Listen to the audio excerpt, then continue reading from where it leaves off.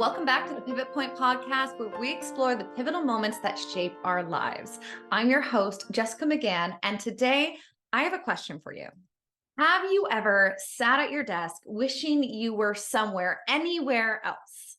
Perhaps you dream of making money from your fingertips on your laptop from some exotic locations around the world. Well, you are not alone, because so does my guest today. And not only did she dream it, she's doing it. My guest today is Lora Pope, who's a travel content creator that's been traveling the world solo for over a decade. After returning home from a year-long backpacking trip, she decided to sell all of her belongings to travel the world full-time and pursue her quest of visiting every country in the world.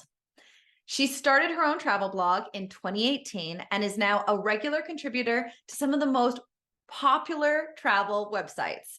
Lora lives a nomadic lifestyle, always on the lookout for new adventures, hidden gems, and dogs to pet. If you are a traveler, ever dreamed of long-term travel, or have been curious about how to achieve a nomadic lifestyle, this episode is for you. Lora has lots of great insights for you. So without further ado, let's dive in.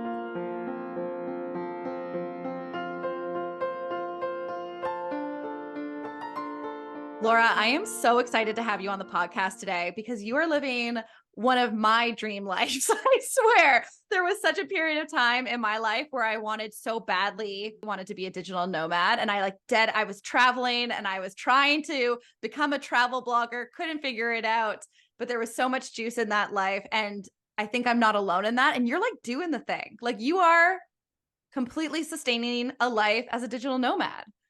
Yeah, I mean, it's definitely not an easy road to be a travel blogger, but it is a very rewarding one. Well, I'm excited to hear about your journey and how you got to this place. Perhaps you could tell us a little bit about your life before you started traveling. Well, I've always kind of been obsessed with traveling. Like I took my first solo trip abroad when I was 19 years old. I did like a working holiday in university, and I lived in Ireland for a year. And that was kind of like what kicked off my travel bug. But then I was always kind of pushed back to, oh, you have to go to university and do the normal thing. So I did that, and then I graduated, and then I got offered a job with the government, the federal government, in this town in New Brunswick, and what were you doing? Oh gosh, payroll. Yeah, it was so boring. It was, and oh my God, and the town was small and everything about it was awful, except it was a good paying job. And I literally had zero work experience and I was a broke student. So I'm like, you want to pay me this much a year? Oh my God, I was just excited, yeah, I wanted to give me a job. So I took it, and I actually was very successful in my federal government career. I moved up very quickly from payroll to I got accepted into an HR advisor kind of development program. And then it was cool because I got to live all over Canada. I lived first in New Brunswick, then Alberta, then I lived in Toronto where I met you. And so there was definitely perks to it, but yeah, I had sort of this wanderlust the whole time, that I this feeling that I should be doing something else. So I would take a lot of vacations, because I worked in HR, I knew all the rules of leave we could take. So yeah, I was constantly on vacation. So to everyone, and then of course that's all I would post online. So to everyone else, they were like, oh my God, you have a dream life. But I'm not really, because I'm actually so miserable 3 weeks of the year. So you only had 3 weeks of vacation each year. 3 weeks.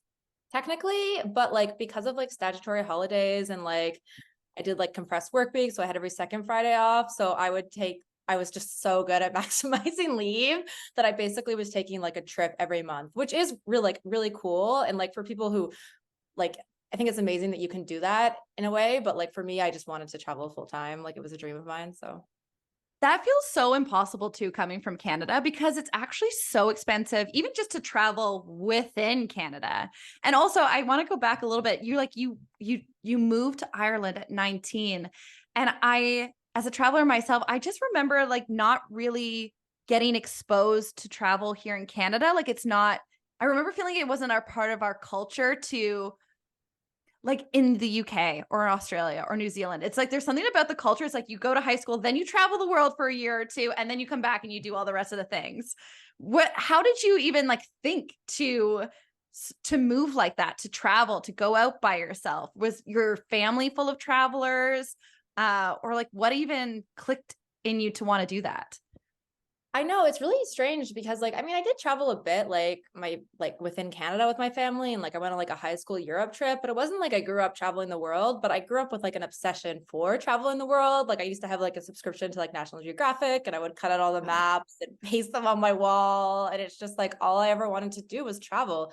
I think it's actually like I have a theory that it's kind of genetic because everyone on my dad's side of the family is like that. Like we're all really big travelers. My cousin lives in Japan. My sister lived in Berlin for years.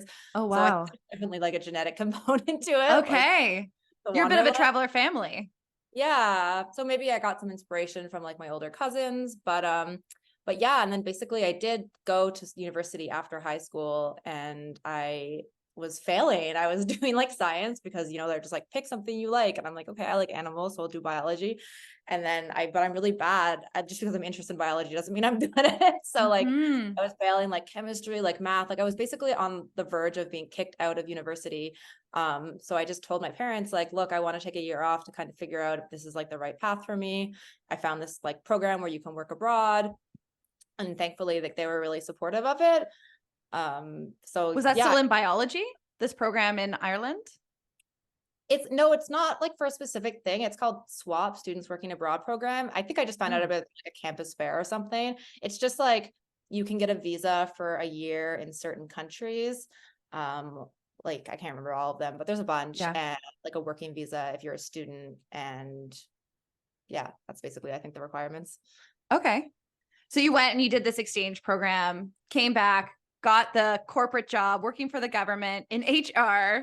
finding bits and pieces of time where you could go back out and get that travel fix, so to speak. What was the aha moment or the pivotal moment that led you to go, you know what? I need to be out of this environment.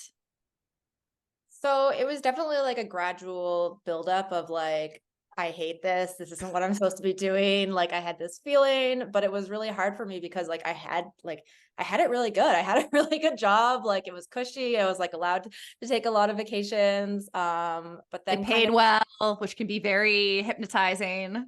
yeah. And like in Canada, like everyone's like, oh, you have a government job, like so secure, like it's like the dream, right? So it's like very hard to just be like, no, I don't want this. Like my parents thought I was like insane. Um, so it took a lot. So basically what happened is I decided that I was going to take a year um off my job. So one of the perks of working in the government is that there's this thing called personal leave that you can take once in your career. Your job, Mhm. you don't get paid for it, but your job is safe. So I had a few things happen in my life that kind of caused me to be it kind of put me in this like really depressed state. And then I decided, okay, screw it, I'm going to take this year off to travel. But the idea was that I was going to travel and get it out of my system and go back to my job. Of course that didn't happen, but that was like the original plan. So you were going through something, you were depressed, you were unwell, and you're like taking a step back from work, and maybe traveling was a way for you to heal during that time. And then once you felt healed, you were going to go back. Am I hearing that correctly? Yeah, like basically I was going through like sort of like double grief at once, and it was very hard. So like I already didn't like my job, and then I had taken a bit of like leave, like sick leave, because I was just like so mentally unwell while I was grieving. And Mhm. then I went back, and it was just like after that, like it was just even more like I just hated it even more than before. And I was like, I can't do this, but I knew about this leave thing. So I'm like, okay, and because also like part of it was that I had just like lost my boyfriend at the time. So that was kind of like I had this idea that I wanted to do the leave before, but it never felt like the right time, like it was always Mm. like, oh, I have this going on, I have this going on. But after all those things happened, I was just like, you know what? Like there's really nothing tying me here. Like I might as well just go and take this year. Yeah, and it was incredibly helpful for healing. And yeah, the plan was to go back. Where did you go during that year? Um, oh my gosh, I went so many places because I literally genuinely thought this is the only year I'm ever going to have to travel. So I must see everything. And if I had my time back, I would have gone a lot slower, although I don't regret it. But I started basically in Guatemala, and I backpacked because I was on a tight budget. I had saved up money to travel for the year. I wasn't working like online or anything at the time. So it was not really like digital nomad lifestyle then. It was more like backpacking. So I started in Guatemala and I went overland all the way to Argentina. That was like, All by yourself. yeah, like all solo travel. I met a lot of people like along the way, as you do. Mhm. I actually very rarely was ever alone. Like a lot, I would meet people, especially in like Latin America. There's such that like backpacker trail. So, I would like pick up friends and we'd go a certain distance together, and then I would Yeah. depart and make new friends. Yeah, and then I actually spent my summer in Canada. I took like the train across Canada. I won tickets, which was just this like super serendipitous thing that happened to me. You won tickets? Yeah, I won. Like, it's so crazy. I won VRL's like 40th anniversary contest the year that I was like traveling, and I wanted to go across Canada that summer because I was in Vancouver for a wedding and I wanted to go to Newfoundland where I'm from. And I didn't know how I was going to get there because was like poor and it's expensive to Yeah. take the train.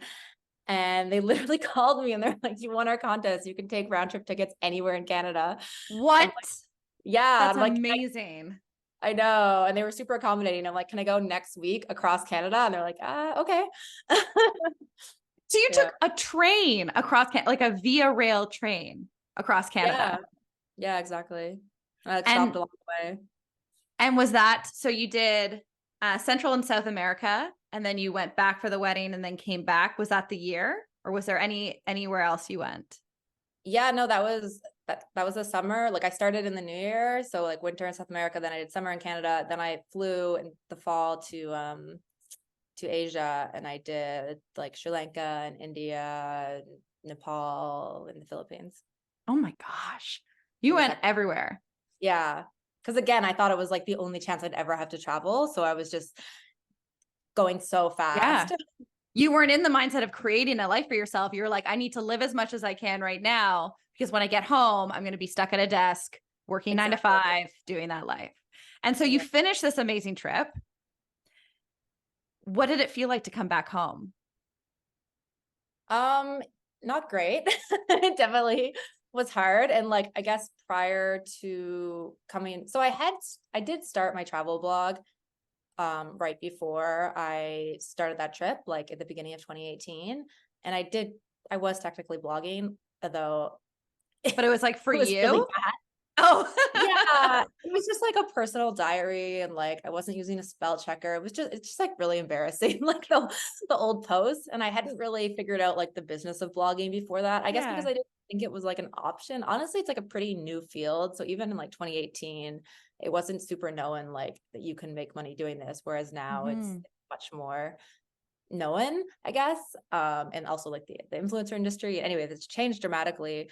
But yeah, so I had this blog, but it was definitely not making any money. Barely anyone was reading it, thank goodness. Um, and then I guess a couple of months before I went back, I started feeling like, oh my God, like I can't like go back to this, you know? So I started taking my blog a little bit more seriously at like near the end of my trip, and I was like joining some Facebook groups and like trying to like figure it out. But again, like I was traveling so quickly that I didn't really have like the time to Yeah. dedicate to learning it because it takes a long time to set it up correctly. So yeah, so went back to my job in January, and yeah, I was even then more depressed. Well, not more like I had the traveling had healed me a lot, but I guess Yeah. the disconnection feeling to my job was Mm. even stronger. And I was basically like completely checked out at that point of it. Like Mhm. I decided, like I went back and I was like, I'm gonna quit. And I guess I'm gonna pursue blogging. So I started taking like blogging courses and really like I'm like anyways, I'm never going back to the government, so it doesn't matter. But basically, I was just working on my blog while I was at work. Like I was just Yeah. gave up on my job kind of You were thing. out of it. I was out of it. I completely checked out. And then in June, I quit officially and started pursuing it. Wow. I so relate to that feeling too of I think this is something that's common for travelers when you travel for such an extensive amount of time and then you go back to where you grew up or where you started. And at least for me, I remember feeling this sense of like, I have changed and I have grown and I've seen so much. And now I feel like I'm back in time almost, because nothing else here seems to have changed and grown with me. And that gives a lot of travelers that travel depression, that post-travel depression period of what's next. So what kind of emotional and mental hurdles did you need to cross in order to keep going with your blog? Because you went from a secure, stable income to, I'm going to figure this out. I just know I'm going to figure this out. I definitely jumped off the deep end of it. I guess this really random thing had happened that I had been invited to like go on this press trip to Pakistan that was like a month long, which is so random because at the time I had like 3,000 Instagram followers and like still my blog wasn't very popular at all. So I don't know. I actually thought it was a scam when they like reached out to me. And it was for the month. So like, and at that point I had literally used every possible amount of leave that you could. So I had like leave left. And I was like, I got to quit if I want to do this. So that was like part of like my motivation too. Is that like the pivotal change? Was that like the moment where you're like, this is possible for me? Like, would you say that that was the aha switch? I think like, yeah, that kind of period that I was back, like after like between January and June, I started really focusing on like, okay, how can I make money from my blog? And like, I started taking courses and I made like a little bit of money in like affiliate marketing and I got invited on that trip. So I guess that was like enough security for me that like most people wait until they have full-time income. I was not making anywhere close to a full-time income. But I had some savings and I knew that because I worked for the government, like I knew if I quit, I was going to get part of my pension, which was some cash that I could use to kind of keep me going. So yeah, I just took like a huge leap of faith, but yeah, basically like those little trinkles of like, wow, I can actually make money doing that was like enough for me to be like, no, I can do this kind of thing. Were friends and family supportive of this change, or were they looking at you like you were crazy? I think like I would say they're supportive, but most people just didn't understand it. Like a lot of people still don't really understand it. They're like, wait, how can you make money? Because it just seems so dreamy, right? Like you can get paid to travel the world. That's insane. Even I sometimes am like, wait, is this legal? But overall, like my family has always been supportive of me. I'm very lucky. Like they're like, as long as you're happy and you can support yourself, like we believe in you kind of thing. My ex-boyfriend at the time, or my boyfriend at the time, who then became my ex, was supportive. I remember him being like, what am I gonna tell my mom? Like that you're a travel blogger? And I'm like, yeah. I'm like, that's awesome. How is that not the coolest thing to say ever? Yeah, I remember coming home from my travels and I genuinely, after living abroad for multiple years, I remember coming home being like, everyone is going to want to date me. I am the coolest person ever. I had so much love for myself after so much travel. I thought I was the coolest person ever. No one wanted to date me.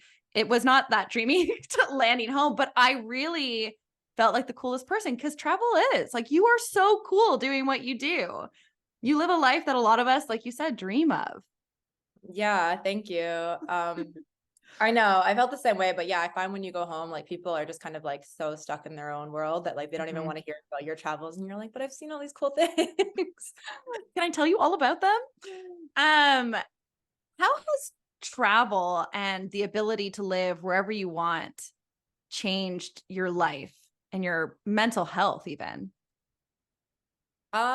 It's definitely helped me a lot, like mentally. Like I said, I was really like grieving before I went on that trip. And like I was just kind of stuck in this like cycle of depression, living in Toronto and like working this job. And then yeah, like when I started traveling, I just started meeting so many other people that kind of had these like different views on life and were living like alternative lifestyles. And it was just like this switch. I was like, oh, I feel like these are like my people. Like I feel like I finally like fit in where I never felt like I fit in Canada. And yeah, it just helped me a lot, like not get over the grief, but like work through the grief. And yeah, I mean, I just feel like I'm so much happier when I'm abroad. And I think a lot of it has to do with like the community, especially like since more slowing down and like becoming more of like a digital nomad versus backpacker. I really really love that community of people, because I feel like we're all just kind of like on the same wavelength of wanting to, see the world while still like building up like an actual business and not just living off savings kind of thing. For anyone who's unfamiliar with that term, like what does it mean to be a digital nomad? All it really means is that you have a job that you can do online and you're traveling while working. And your job specifically in this title is travel blogging. Yeah, like my job is travel blogging, which I guess is like, you could say is like the ultimate digital nomad job, because it really combines traveling. But I mean, there's tons of people who just work very normal jobs that I meet, especially since the pandemic and everything's gone online. So like, yeah, most digital nomads, I would say, just have like, regular 9 to 5 jobs. They're just living in a different country, which is so cool that you can do that. So cool that you can do that. I feel like a lot of people don't even know that you can do that. Like you can get a working holiday visa, especially if you're in Canada. Like we have really great relationships with so many countries. To get a visa or get a working holiday visa is like actually quite simple a lot of the times from here. Would you agree? Yeah, well, the working holiday visa program, I think you can do until you're 35. Yeah. But to be a digital nomad, you don't even like need that, because like, I mean, each country is different. So like a lot of countries have now actually come up with like digital nomad visas where you Oh, can wow. stay for like whatever, like a year, or sometimes it's up to 5 years. But honestly, like I don't really even bother with those, because I just kind of, but I guess I move around a lot more than most people. Because you can stay on a tourist visa, right? Like in a lot of 6 months countries. sometimes. Like there's like a Yeah. lot of Asian countries, it's 6 months. Yeah, Mexico is 6 months. There's a lot. Or so like if you just like move like every 6 months, you don't really need to even bother with visas, because there's no problem to like work remotely, as long as you're not like working in that country. Disclaimer, none of this is legal advice. Yes, absolutely. What was like the biggest adjustment, do you think, to stepping into this new lifestyle for you? Um, really, I don't know. I didn't like have to adjust that much. Like I feel like it was so natural to me that it That's just like amazing. kind of felt, I mean, I guess like I'm trying to think back, because it's been so many years now that everything feels natural to me. I guess the biggest adjustment I think for me was transitioning from backpacker to digital nomad, like as in transitioning to like not just straight traveling all the time, but like traveling and working, and balancing that is like very, still to this day, is very challenging for me. Yeah. People underestimate, like they see how glamour it is. They see the glamour shots and these beautiful locations, but everything it takes to get to point A to B, from like the actual taking multiple buses, figuring out the transit systems in these towns and the fares and how it all works. Like that is a whole other kind of struggle that a lot of times people don't see when they look at travel bloggers, how much work actually goes into what you do and having to make time for that. Um, what have been some of the biggest lessons and learnings that you have taken away from this lifestyle change? Can you just like elaborate like on that question? You had to do and be a different person than your HR version of you in order to be Lora the nomad today. I guess I'm looking for what mental shifts or life lessons or points of views did you need to step into or take on or learn to get to where you are now? Does that make sense? Yeah, that makes sense. Um, Yeah, I guess for me, like I kind of felt like there was like two versions of myself that existed when I was like still working for the government, and like literally, because you know how my name is like Lora. Yeah. So literally my name is Laura, and they wouldn't let me, like in the government, they made me spell it that way. So Wait, they anyway, made you spell your name wrong? no, Like no, they like legally it's Laura. So they were like, you have to Oh, legal way. Like I haven't officially changed it. But like I've been spelling it LRA since I was like 13. Anyways, it's a whole thing.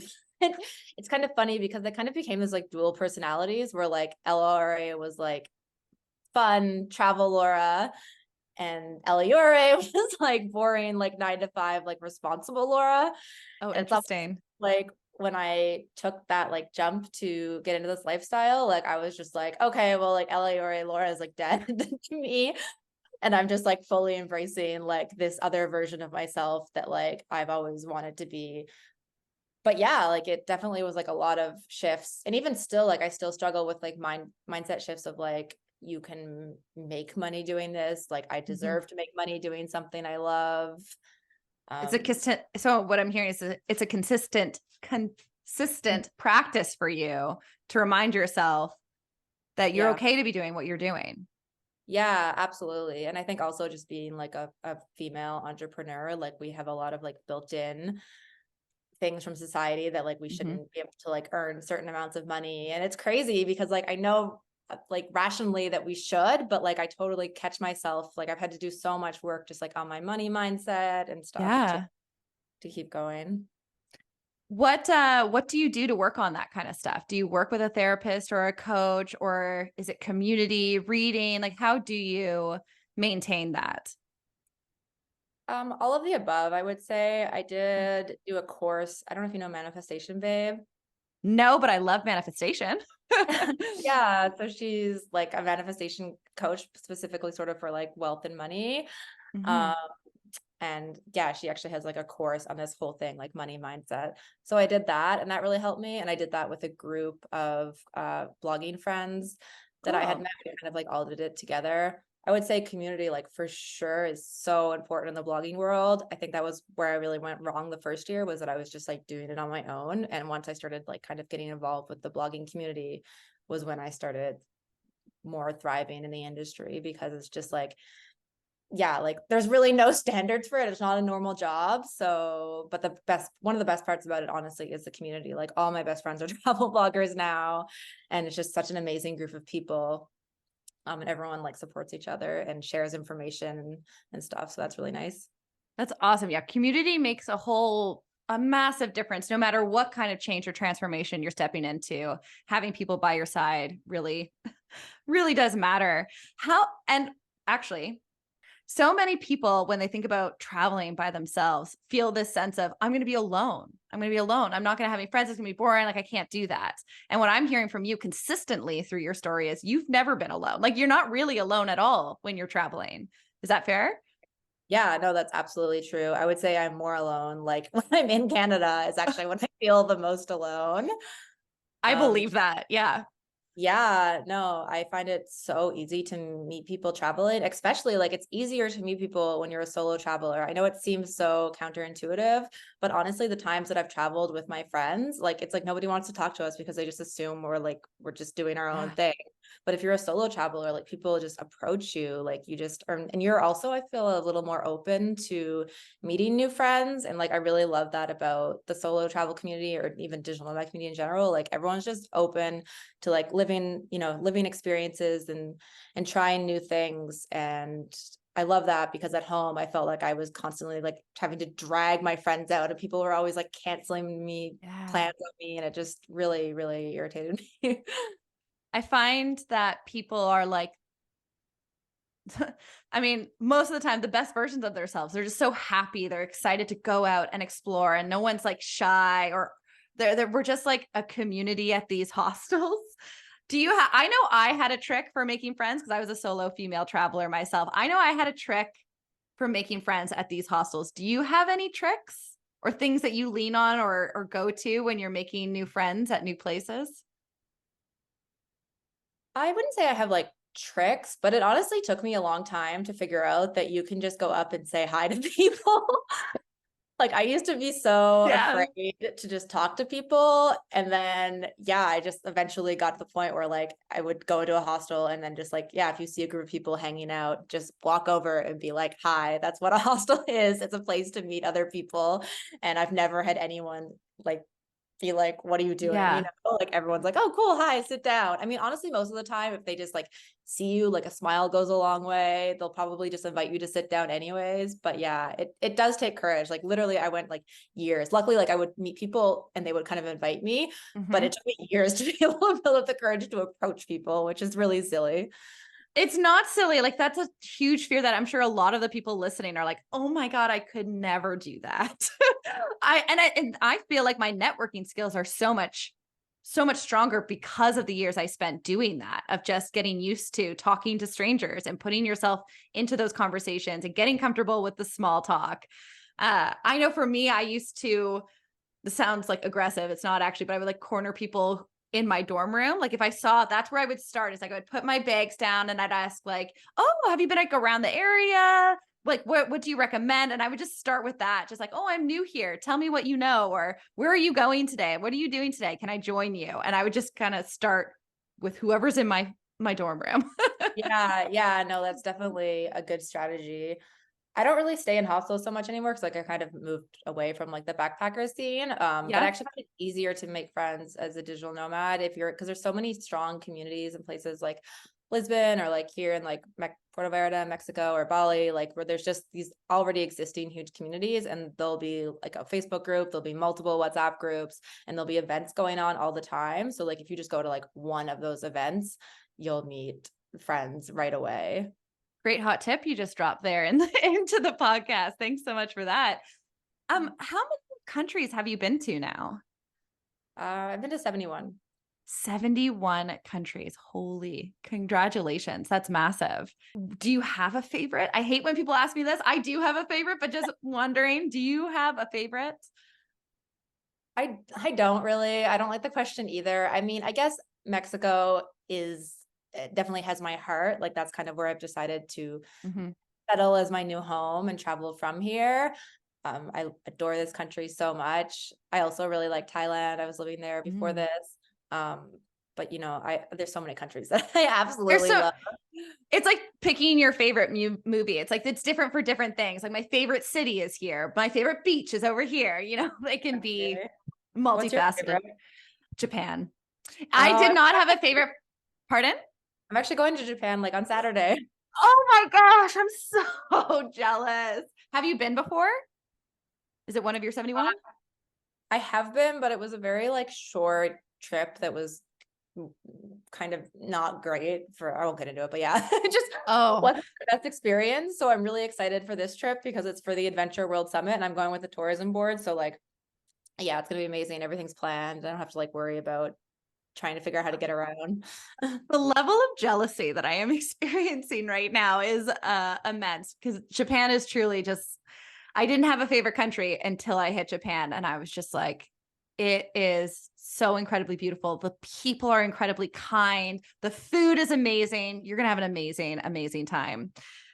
Laura, what do you hope anyone who's listening who is maybe nervous to travel or nervous about stepping into a nomadic life might take away from our conversation today? Or maybe a message you have for them? Just that you can do it. Like, don't be afraid. I know it's like seems really scary to jump into it. I felt that way when, you know, when I was 19 and I moved to Ireland. And sometimes it can be really hard at first. Like I remember that trip, like my first few days, I was literally like on the phone with my mom being like, I want to come back. And then I met like my first friend who I'm actually still in touch with to like today. I just saw her in Montreal. We've been friends like 15 years. Anyways, once I met like one person, I was like, wait, this is amazing.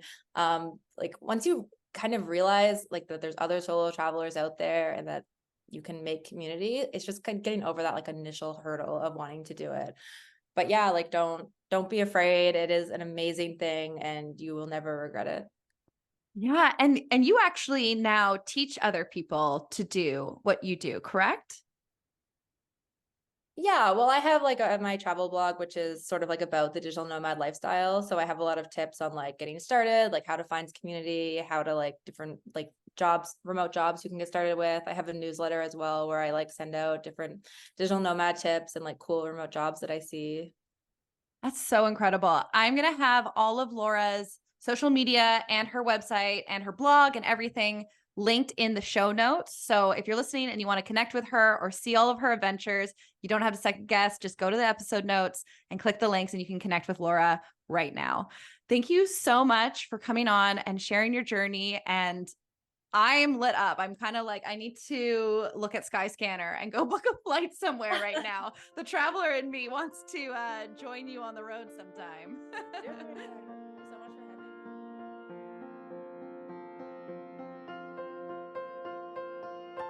If you enjoyed today's episode, please consider liking, subscribing, and letting us know your thoughts in the comments below. It truly means the world to me to hear from you. New episodes will be available every Saturday, both on YouTube and wherever you get your podcasts. And if you would like to learn more about my work as a coach, today's guest, or have a story that you would like to share on the Pivot Point, check out the episode description for more information.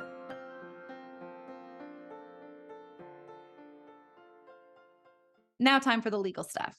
This podcast is presented to you solely for educational and entertainment purposes. I may be a professionally certified coach myself, but hosting a podcast is not coaching. This podcast should not be used in substitution of working with a licensed therapist, doctor, coach, or other qualified professionals. Copy that? Amazing. See you on the next episode. Nothing but love, Jess.